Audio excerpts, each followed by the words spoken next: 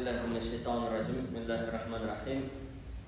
الحمد لله رب العالمين والصلاة والسلام على عبده ورسوله محمد وعلى آله وأصحابه وتابعهم أجمعين.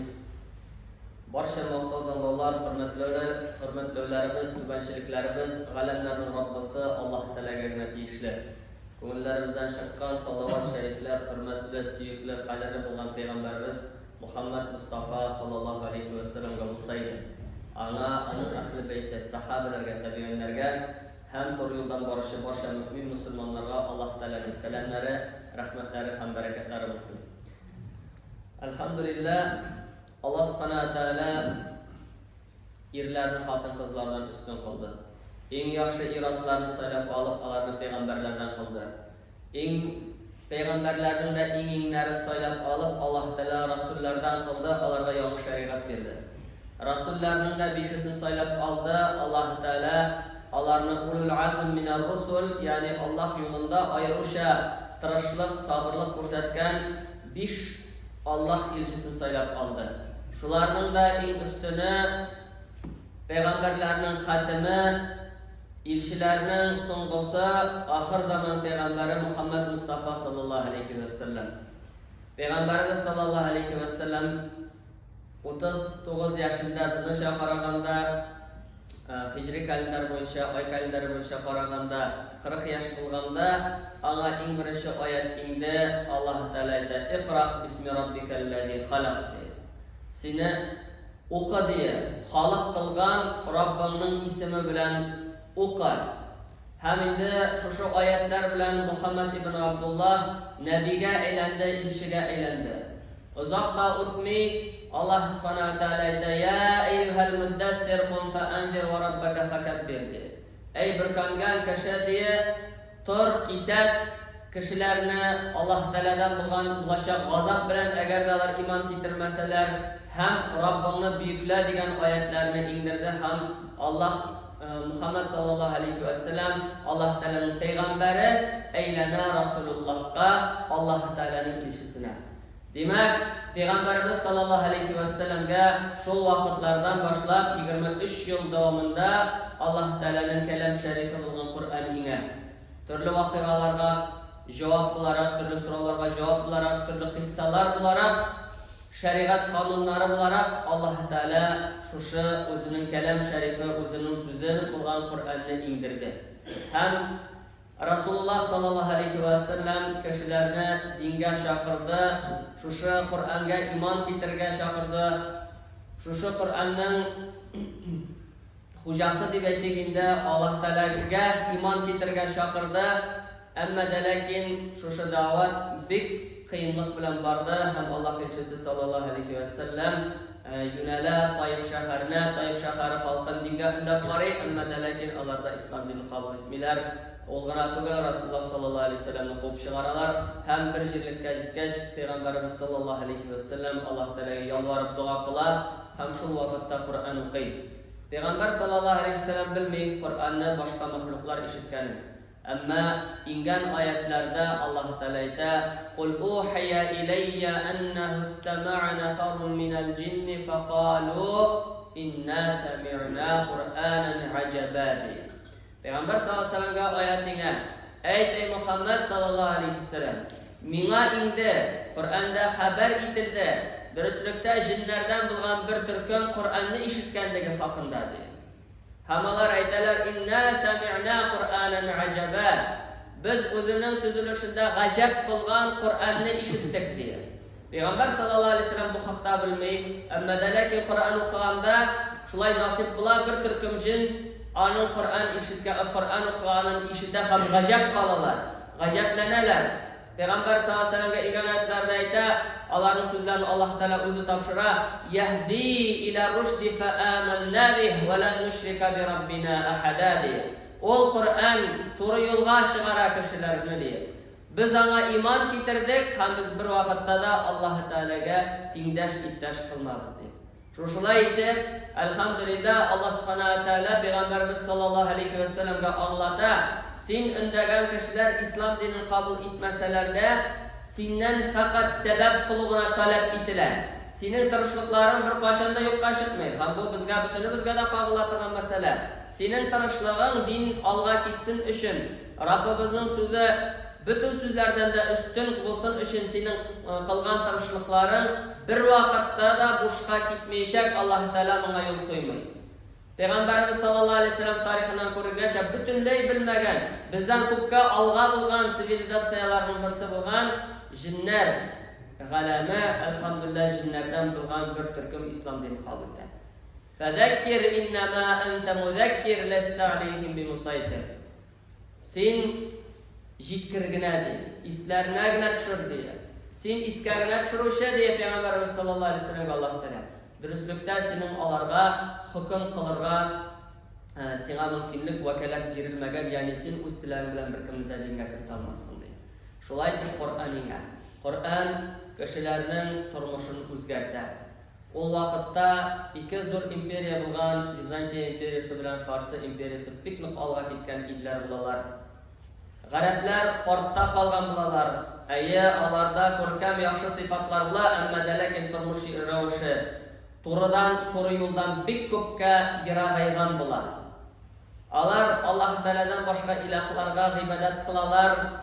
Илаһ дип әйтү инде дөрес түгел, чөнки Аллаһтан башка илаһ юк, әмма дә ләкин үзләренә инде табылу объекты буларак башка мәхлукларны алалар, үтә адашуда булалар. Соңыннан Пәйгамбәрбез саллаллаһу алейһи ва саллям үзенең эшчәнлеген башлап җибәрә, Аллаһның рәхмәте белән 23 елдан соң Аллаһ Тәгалә инде саубулашу хаҗында Мөхәммәд Пәйгамбәр саллаллаһу алейһи ва саллямга әйтә: "Ва раәйтән наси ядхулуна фи диниллаһи афваҗа." Син күрәсең кешеләрнең дингә, ислам диненә килүләрен төркем дип бернинди көчләүсез ди. Бу Аллаһ Тәгаләдән бирелгән җиңү, бу Аллаһ Тәгаләдән бирелгән ярдәм була. Һәм әлхәмдүлилләһ, шушы 23 ел элек нинди түбәнлектә булган гарәпләр алдагы елларны зур бер дәүләт төзиләр. Шул хәтле үзгәртәләр тормышларын. Һәм аларның тормышларында Коръән иң әһәмиятле рольне, урынны алып тора. Мәсәлән, Пәйгамбәр саллаллаһу алейһи ва саллямга каршы килүче ике кеше була бит инде. Абу Җәһл һәм аның улы Икрима нык каты каршы килүчеләрнең берсе була. Бер форсатны ышкындырмыйлар булар Аллаһ Тәгаләнең диненә зыян салудан. Бер форсатны ышкындырмыйлар, бөтен тырышлыкларын куялар. Абу Җәһл үтерелә, Бәдр сугышында Икрима Аллаһ Тәгалә шулай насип итә, шушы кавымның фиргавыннан туа киләчәктә ислам дине өчен бик күп файда китерәчәк кеше һәм Икрима ибн Аби Җәһл. Икрима ибн Амр ибн Хишам, шул исеме Әл-Мәхзуми. Ул иң соңгы Курайшилардан булып ислам динен кабул итә, Пәйгамбәрбез саллаллаһу алейһи ва саллям Мәккәне яллаган елда. Кашып китә башта Пәйгамбәр саллаллаһу алейһи ва саллямга каршы сугыша. Аннан соң аның хатыны килеп, Пәйгамбәр саллаллаһу алейһи ва саллямдан рөхсәт сорагач, иминлек сорагач, Пәйгамбер саллаллаһу алейһи ва саллям вәгъдә итә, мин аңа иминлек бирәм ди. Һәм Мөхәммәд Пәйгамбер саллаллаһу алейһи ва саллям сөендерә кешеләрне, киләчәк сезнең яныңызга Икрима мөэмин булган хәлдә, мөселман булган хәлдә ди, Аллаһ юлында көрәшүче хәлендә ди. Килсә ди, атасын начар итеп искә алмагыз ди. Атасы нинди кабахат кеше була? Искә алмагыз ди. Чөнки үлеләрне искә алу үлеләргә берничек тә тәэсир итми, әмма исәннәргә начарияттан тәэсир итә. Икрима ибн Аби Җәһл ислам динен кабул итә. Һәм тормышы шул кадәр яхшы якка үзгәрә ки, ул Аллаһ Тәгаләнең китабы Коръәнне алгач, шушының язылган сухуфларны, кагазларны алгач, ул күзенә куя торган була, йөзенә куя торган була. Раббымның сүзе дип елый торган була. Һәм ничек итеп атасы белән ул кешеләрне диннән биздерү өчен тырышлыкларын куйган булса, яңа көчләрен, бөтен мөмкинлекләрен, бөтен малын тота динне әлхәмдүлилләһ алга җибәрер өчен. Шул хәтле тормыш үзгәрә. Икенче тагын бер мисал, Абдулла ибн Мас'уд радиллаһу анһу. Тормышында насип була аңа Пәйгамбәрбез саллаллаһу алейһи ва саллям һәм аның инде дусты Абу Бәкр белән очрашырга көннәрнең бер көнендә ул көтүче малай була. Иртәдән кичкә хәтле эштә, Мәккәдән иртә таң белән чыгып китә, төнлә генә кешеләр яткач кына кайтып керә торган була. Көтүче егет Lakin Allah Teala nasip ite ağa uçraşığa Peygamberimiz sallallahu aleyhi ve sellem'de. Hem anın turmuşu şul hatlı uzgara, şul hatlı batırlıklar, şul hatlı din üçün tırışlıklar koyar kişi maşallah. Hem indi ayta tırgamla Allah bilen antitem de Kur'an'da yoktur bir ayette de min anın ni üçün qayşan fayda hem sebebin ni üçün ingenin sebebini bilmegen diye. Eğer de mindən bilüşerek kişi olsa min andan varıp ilim alır idim diye. Hem bir vakit Ömer ibn Hattab radıyallahu anhu halife bulgan vakitte hac vakitinde onun yanına Kufa şehrinden, Irak yerlerinden kila bir kişi hem ise müminlerin emiri diye min Kufa'nı kaldırıp gittim, havanda kaldı bir kişi diye ol yaptan kişilerge Kur'an'ı diye yazdıra diye. Hem Ömer radıyallahu anhu şul hatlı nefretlerine kızarıp çığa yüzleri kaygısına kim ol diye. Tege Seyyid Abdullah ibn Mas'ud diye. Tege Ömer radıyallahu anhu kere tanışlanan kaygısına diye jirde diye jir yüzünde bundan da layıklırak kişi kalmağandır deyip olayım diye. Aytayım mı ne için diye. Bir vakit diye biz Peygamberimiz sallallahu aleyhi ve sellem yanındaydık. Ebu Bakır Hammin diye. Alar diye Peygamberimiz sallallahu aleyhi ve sellem bilen ümmetinin halleri turunda fikir alıştılar diye. Min de alar bilen idim diye. Sonuna biz meşrik'e çıktık hantiginde bir kişinin namaz okup durganını gördük diye. Biz onu tanımadık kim ekanligini diye. Rasulullah sallallahu aleyhi ve sellem köpmedir tınlap durdu hamayda diye. Kimning diye tınglası kila diye Kur'an nişik ingen diye. Yani ingen ravuşunda diye. Nişik yangırı ol diye. Tınglasan İbn Abd'ne diye. Yani Abdullah ibn Mas'ud'ne diye. Sondan ol diye namazını tamamladı diye dua kıla başladı diye. Soruyu başladı Allah Teala'dan diye. Peygamberimiz sallallahu aleyhi ve sellem de sura diye verilir diye. Sura verilir deyip durar ardından. Hem inde elhamdülillah Ömer radıyallahu anh şu hatlı gaceplene, şu kişinin derecesine Allah huzurunda bulan. Hem inde min diye irtege varıp bunu suyundurmam diye.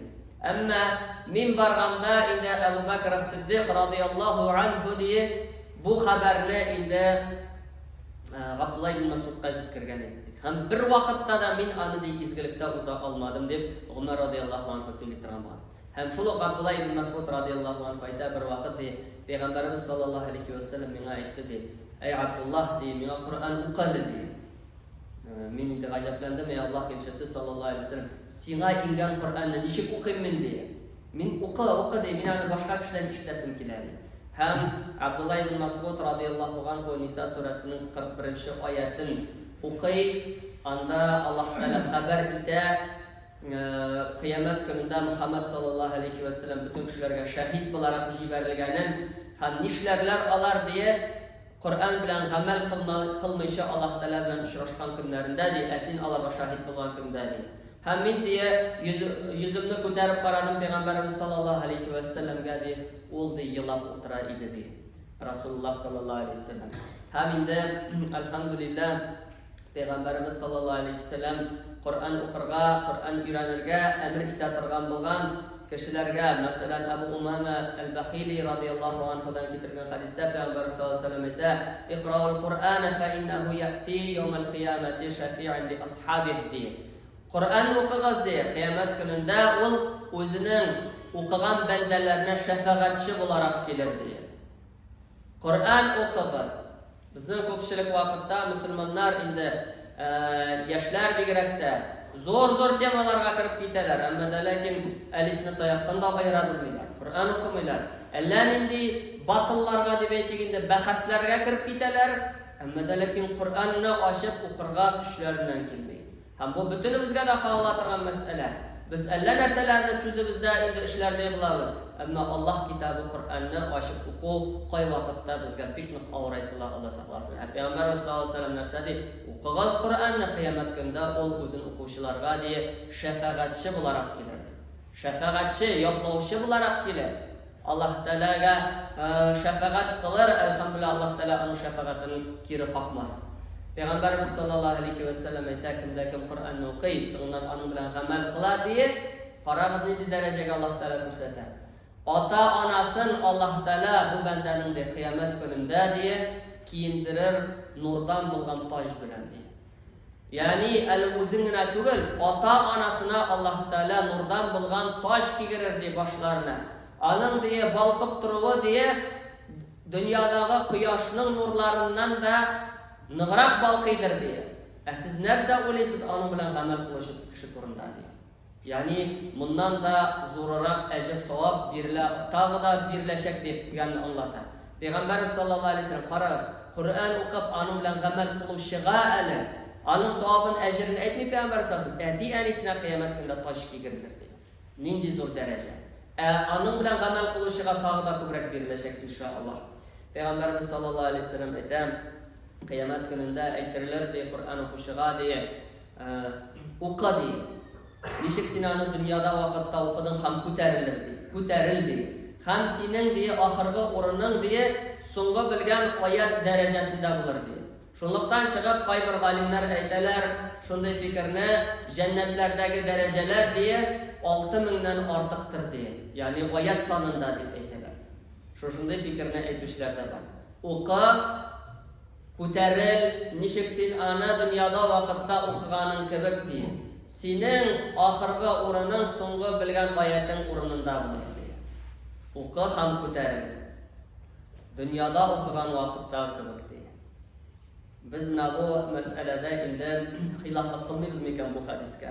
Biz Qur'onni o'rganamiz ekan, biz darslarga yuribmiz ekan. Mana bizning alhamdulillah oktyabrning birinchi yakshanbalaridan qaybir masjidlarda oktyabr o'rtalaridan darslar boshlanadi. Qur'onni o'rganu, Qur'on alifbasini o'rganu, iymon shartlarini o'rganu, ya'ni eng birinchi islomdagi odamlarni o'rganuvdan boshlanadi.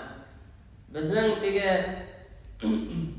ol yoqdan alhamdulillah xotin qizlar aktiv, biknab aktiv. O'rin yo'q masjidda o'qitirga irodlarni. Irodlar kelar ekananda 10 kishi, bulay aytganda xotin qizlar kelar 1000 kishi. Alloh taolo endi hozir bizning irodlarni anda shunday bir xabar bor deb. Qachon sizdan aytdimmi deb Payg'ambar sollallohu alayhi vasallam aytadi. Shunday xabar bor, ma'nosi narsa. Qachon sizning yer ustida bo'lug'ingiz xayrliroq, ham qachon yer ostida bo'lug'ingizni xayrliroq ekanligini aytdimmi degach, sahobalar ayyi deb aytgach, ol ayta sallallohu alayhi vasallam, agarda boylaringiz yumor bo'lsa, ishlaringizni o'rtaga solib ishitsangiz, ham ishlaringizni o'zingiz boshqarsangiz, sizga yer ustida bo'lu xayrliroq, ammo boylaringiz so'ram bo'lsa, ishlaringizni xotin qizlaringiz olib borsa, sizning yer ostida bo'lug'ingiz xayrliroq. Bugungi kunda endi alhamdulillah irodlar bulayda azindalar, azayib kelalar, ammo lekin bo'lgan qadarisida qizg'anishga qarshi nechikdir mana bu dunyo mashaqqatlaridan chiqib bita olmay, otnaga 2 soat vaqtini Alloh rizoligi uchun berishga endi qizg'ana kishi. Men aytmay madrasalarga kirib, hali o'shqa bo'lgan yakshanba maktablarına kelib, mumkinlik bo'lganda kishi ilmni olirga umtilmay. Ol qoidagina bo'lsa da o shuluq 28 harf endi ol. Butun yerda da ana shulay o'rgatiladi. Andan tege shiklanasa ekan bu masjidda durust tugul tegisida durust tugul musunda durust tugul deb o'zingizga g'alimga asanisi ekan harf shuluq. Keligiz, rahim etigiz, o'rganigiz. Mumkinlik bo'lganda, ol mumkinlik har doim bo'lmasqa mumkin. Alhamdulillah. Ham Peygamberimiz sallallahu aleyhi ve sellem'in bir hadisinde aytilgancha Qur'on o'qishi banda diye ol xush isli sitrus kabakdir diye. Isi xush aflisun kabak. Isi xush ta'mi tatlı diye. Qur'on o'qimovchi mu'min diye ol o'xshashdir finikka diye, xurmaga. Isi bo'lmasa da ta'mi tatlı diye. Qur'on o'qishi munofiq bazilikka o'xshash diye, rayhonga o'xshash. İsi təmli təmə başı diye.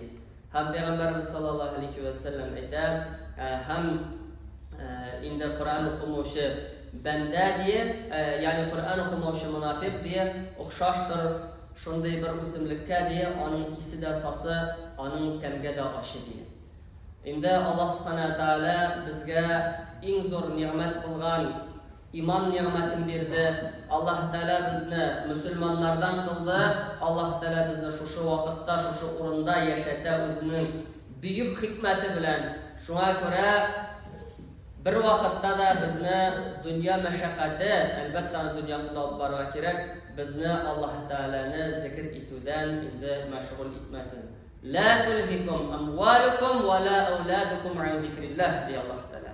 Siz ne diye? Balalarınızda, mallarınızda Allah Teala'nı zikir etüden meşgul kılmasın diye. فَمَنْ يَفْعَلْ ذَٰلِكَ فَاُولَٰئِكَ هُمُ الْخَاسِرُونَ. Kim şulay bula diyorlar, hasrette buluşurlar. Allah Teala bizni hasrette buluşlardan kılmasın. Allah Teala bizni iki dünya şadlıklarına eriştirsin. Allah Subhanahu Teala bizni iki dünyada da yukarı derecelerge de bulurlarımızga eriştirsin. Bizge haklıkını haklık etip aşık ko'rsatsin, şuna yerge nasip etsin. Bizge batılını batıl etip ko'rsatsin, şundan saklanırga nasip etsin. Ahir urunlarımızını cennetlerde kalsın, cennetlerin en yuvarlarında hem her başalarımızga da Allah Teala'nın kuru nimetine erişirge nasip etsin. وأقول قولي هذا وأستغفر الله لي ولكم ولسائر جماعة المسلمين إنه هو الغفور الرحيم الجواد الكريم السميع العليم السميع الدعاء.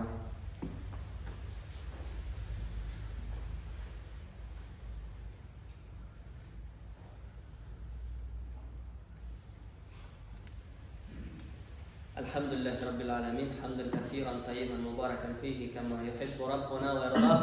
الصلاة والسلام على عبده ورسوله محمد وعلى آله وأصحابه وتابعيهم أجمعين. إن الله وملائكته يصلون على النبي يا أيها الذين آمنوا صلوا عليه وسلموا تسليما. اللهم اغفر للمؤمنين والمؤمنات والمسلمين والمسلمات الأحياء منهم والأموات.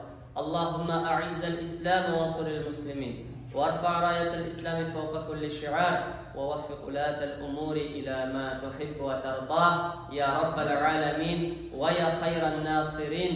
توفنا مسلمين وألحقنا بالصالحين. وصلى الله تعالى على خير خلقه محمد وعلى آله وصحبه وتابعيهم أجمعين وأقيموا الصلاة.